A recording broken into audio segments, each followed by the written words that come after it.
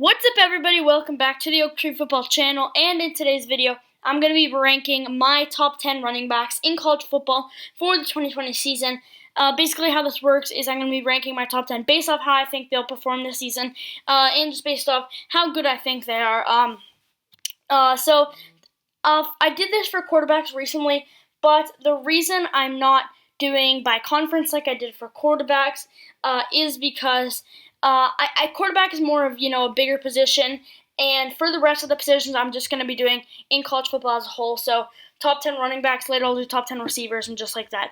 But like I said, will be counting down my top 10 running backs in college football. So without further ado, let's get into it. Starting off at number 10. At number 10, I have Mississippi State running back Kylen Hill. Now, some people might think this is a little low for Kylen Hill, and when I first put them in the spot, I was thinking it's a little low too, but when I thought about it more, I think it makes more sense. I think Kylen Hill is one of the most talented running backs in not just the SEC, but in college football as a whole. I think he can really do it all. He's a very good rusher, and I think he has potential to be a good receiver this season as well. The reason I have him lower on this list, though, is because I think his production is going to go down, because he's having a new system with Mike Leach. Obviously, Mike Leach doesn't really use the running. He has a huge passing attack offense. I really think it's going to affect Kylen Hill because obviously he's not going to get as many carries. I mean, he had 242 last year, and I just think that's going to go down, which will probably make his rush yards go down as well. Mississippi State's also bringing in KJ Costello, so they have a new quarterback. So I just think Mississippi State is just not going to run the ball as much, and I still think they'll give Kylen Hill a good amount of carries because they know how good he is, but I wouldn't be surprised to see him dip under 1,000 rush yards by the end of the season. But I think he can get better as a receiver this year. I just think he's a very good all-around player. Definitely, if he was in another system, he would absolutely be higher on this list.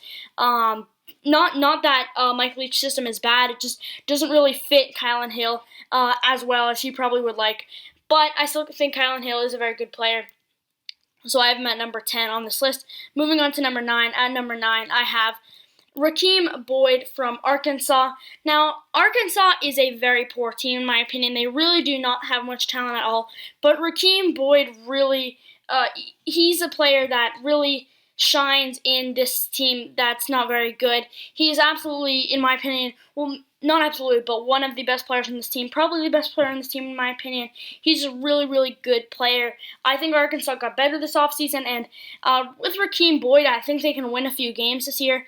I mean, with no conference games, it's going to be tough, but maybe they can get one win, which I definitely think is possible. I think Boyd is a fantastic running back. You see what he did last year in a pretty poor team. 184 rushes, 1,133 yards, and 8 touchdowns. Not much of a receiver, but that's fine, really. He's just a really good running back. He's someone that really fits into a lot of systems. He's kind of a power back, but he can be elusive as well. He's just a very good player all around, and I think he could be a good player in the NFL one day. I think he's a very good college player, and I think he's really a player to look out for this season. So when you're really thinking of Arkansas, I think Rakeem Boyd should be the first player that comes to your head because I think he is the best player on that team. And don't underestimate Arkansas because with Rakeem Boyd, they can really do some damage, a lot more than they did last year, in my opinion. Last year they were pretty bad, but I definitely think they'll be better this season, and I think Rakeem Boyd can be a huge part of that. So, moving on to number 8. At number 8, I have Max Borghi from Washington State. Borghi is a very interesting running back because Washington State, in my opinion, isn't the best team. And last year, he didn't even hit 1,000 rush yards, which, might be questioning why he's on this list. But he's a fantastic receiver and a fantastic rusher at the same time. He's just a fantastic mix of both. Definitely the best one, in my opinion, probably the best receiving back on this list. A lot of people are comparing him to Christian McCaffrey, and I definitely understand the comparisons. I mean, he's one of the best players on this Washington State team. Definitely one of the better running backs in the Pac-12. 127 attempts only last year, but still managed to get 817 rush yards. I think maybe he should focus more on his yard total this year, but still, 817 yards is fine, especially if you have 11 touchdowns and 597 receiving yards to go with it. 16 touchdowns from scrimmage last year, over 1,000 yards. So just a fantastic player last year. Should have another really, really good season. I expect a similar rush yard total, and then receiving yards I think will go down a little, but still be pretty high. I think Borghi deserved a spot in this top 10. He's a very exciting player to watch. He's going to be someone that I really keep my eye on when I'm watching Pac-12 football this year, especially Washington State football. I'm going to keep my eye on Max Borghi because I know what he can do, and he's just going to be a fun player to watch. So I can't see how he develops this season and going forward. And I think Max Borghi is going to be a very good player this year, which is why I have him at number 8 on this list. Moving on to number 7. At number 7, I have Pooka Williams from Kansas. So, like I said earlier, for Rakeem Boyd, Pooka Williams plays on a very poor team, but he is just fantastic. He's a diamond in the rough. He is easily one of the better running backs in the country. In a pretty bad Kansas team, probably one of the worst in Power 5 college football, he is easily a bright spot. I mean, over 1,000 rush yards on just over 200 carries last year, 3 touchdowns only. You know, you definitely want to get that better. But when you're playing on not the best team, I think I do understand. And he's pretty good as a receiver as well. 214 yards and 2 touchdowns on 27 receptions. So just a good all-around player. I mean, his stats aren't the best, but it's hard to have really good stats when you're playing with a team as bad as Kansas. So I really think he's a special player. I think in the NFL one day he can actually be a big threat, especially if he has a good team around him. He is going to be very good this season, in my opinion. You know, there are definitely going to be running backs ahead of him just because of the poor quality of this Kansas team, in my opinion. But absolutely, he is a top-tier running back in college football. And without him, Kansas would just be terrible. I mean, they're already terrible, but without players like Pooka Williams, they would probably get destroyed every week. They would probably lose every game except for maybe some out-of-conference games. But, yeah, I think Pooka Williams is a great player, and I think he's easily one of the top 10 running backs in college football. Moving on to number 6, just missing out on the top 5. At number 6, I have Javon Hawkins from Louisville. I really, really like Javon Hawkins, and I was actually considering putting him in the top 5. I think he's going to have a big season. But, you know, I think there's some other pieces on this Louisville team that are going to have a bigger impact than this year. So I kind of think they'll lean a little more towards the passing than the running game. I understand that they will actually do a lot of running because of how good Javon Hawkins was last year. But I think they're going to do a little less running the ball, but I still expect Hawkins to have an insane season. 264 rush attempts last year. It's a lot of attempts, and he made up for those attempts well. 1,525 rush yards and 9 touchdowns. That's very good. Not really the best receiver, only 4 receptions for 58 yards, but, I mean, that's not really what a running back is meant to do. Sure, it really does help when they can receive, but running the ball is really what that position was meant to do, and Hawkins can do that better than almost anyone in college football. If they give him the ball a lot this year, he could have a fantastic season. Like I said, I don't think he'll get the ball as much, but I still think he'll be a fantastic player this year. I still think he'll have a fantastic season. No doubt in my mind about that. I think Louisville is going to be a team to look out for this year, and especially with the new schedules coming out in the ACC. Based on what I saw from Louisville's schedule, I actually think Louisville could, maybe sneak into the ACC championship game over teams like North Carolina, over teams like Notre Dame now, Virginia Tech, all those guys. I really think Louisville could sneak in because their their offense is just really, really good with players like Javon Hawkins, Tutu Atwell. They just have a lot of talent, and I think Javon Hawkins is a great player, so I have my number 6. Moving on, number 5, into the top 5, I have C.J. Verdell from Oregon. I think Verdell is the best running back in the Pac-12. I really, really like Verdell as a player, and I think he's going to have his biggest season yet this year. 196 carries, nearly 200 carries last year, 1,220 yards, 8 touchdowns, 14 receptions for 125 yards. He's just an explosive player. I mean, he has the speed. He's able to get away from defenders. He's elusive, and he's a player that, when he runs the ball, I really feel like any run could be a big one. And there aren't many running backs I say that about, but C.J. Verdell, really, he's a player that you always got to keep your eye on because then he can always do something.